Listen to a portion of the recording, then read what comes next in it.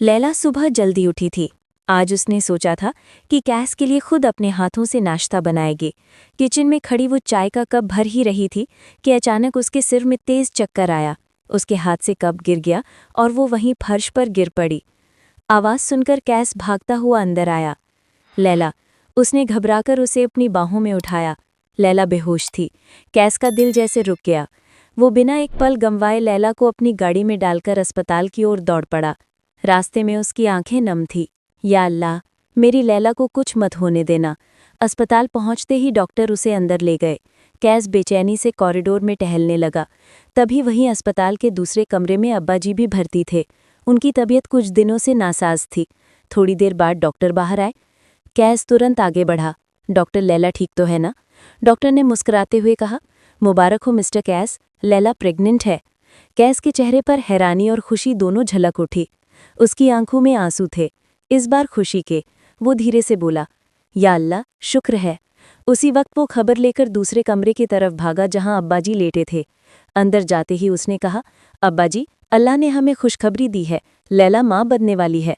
अब्बाजी के चेहरे पर मुस्कुराहट फैल गई।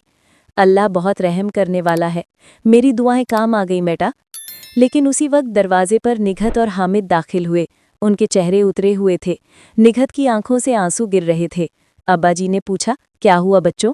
हामिद ने रूंधे गले से कहा, अब्बाजी, हम तबाह हो गए हैं। जिस आदमी में मैंने पैसे लगाए थे वो सब लेकर भाग गया। निघत ने कहा, हमारी दुनिया उजड़ गई है अब्बाजी। अब्बाजी ने हाथ उठाकर कहा, नहीं बेटी, सब कुछ अल्लाह के हाथ में है। वो चाहे तो पल में हालात बदल देता है। कैस ने आगे बढ़कर हामिद के कंधे पर हाथ रखा। भाई, मायूस मत हो, हम सब साथ हैं, मिलकर सब ठीक कर लेंगे। इस पर निघत ने आगे बढ़कर अम्मी जी को गले लगा लिया। अम्मी, मुझे माफ़ कर दीजिए, मैंने हमेशा अपने फ़ायदे की सोची। अम्मी जी ने उसके सिर पर हाथ रख दिया। बेटी, जब अपनी गलतियों को मान ले तो अल्लाह भी माफ़ कर देता है। उसी वक्त अस्पताल के बाहर मजीद रश्ता और सिदरा भी पहुंचे। गेट पर कैस खुद उन्हें लेने गया। रश्ता ने आंखें झुका लीं। कैस बेटा, हमने बहुत गलती की, तुम्हारे अब्बा जी से भी तुमसे भी, हमें माफ़ कर दो। कैस ने नरमी से कहा, बुआ, गलती सबसे होती है। घर तब बनता है जब सब एक दूसरे को माफ़ कर दें। मजीद भी आगे बढ़े। मैंने गुस्से में बहुत बातें की, लेकिन दिल से हमेशा तुम्हें अपना बेटा माना। अब्बा जी की आवाज़ कमरे से आई, तो आ जाओ मजीद, ये घर तुम्हारा भी है। सिदरा ने आंखों में आंसू लिए कहा, अब्बा, अगर घर सच में एक हो गया है तो मैं भी एक बात कहना चाहती हूँ। सबकी नज़रें उसकी ओर उठी। वो मुस्कुराई। मैं चाहती हूँ कि मेरी शादी ज़ीशान से कर दी जाए। कमरे में सन्नाटा छा गया। ज़ीशान ने झुककर कहा, अगर अब्बा जी इजाज़त दें तो मुझे भी एतराज़ नहीं। अब्बा जी ने मुस्कुराते हुए दोनों के सिर पर हाथ रखा। अल्लाह खुश रखे तुम्हें। यही तो मेरी आरज़ू थी कि सब एक हो जाएं। उसी दिन घर में फिर से रौनक लौट आई। फूलों की खुशबू, लाइनों की रोशनी और सबके चेहरों पर सुकून। रात के वक्त लैला को फिर हल्की तकलीफ महसूस हुई। सब घबरा गए। उसे दोबारा अस्पताल ले जाया गया। कुछ घंटे बाद डॉक्टर मुस्कुराते हुए बाहर आए।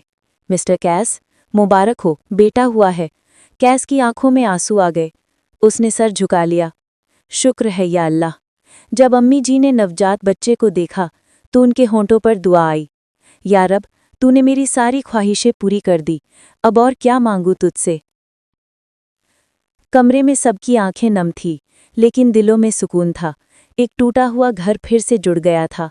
लैला की मुस्कुराहट में अब सुकून था, कैस की आंखों में शुक्र और अब्बा जी के दिल में सुकून। क्योंकि जब माफ़ी दिल से दी जाए तो अल्लाह भी रहमत बरसाता है।